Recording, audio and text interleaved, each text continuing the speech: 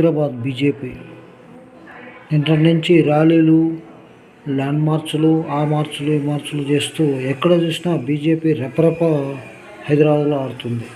ముఖ్యంగా రామచంద్రరావు, అదేవిధంగా బీజేపీ అధ్యక్షుడు నరేంద్ర మోడీ గారు 10వ తారీఖు ఆదివారం సాయంత్రం 4 గంటలకు పేరేడ్ గ్రౌండ్లో సికింద్రాబాద్లో బహిరంగ సభ ఏర్పాటు చేశారు. ఆ సభకు మోడీ గారు హాజరవుతున్నారు.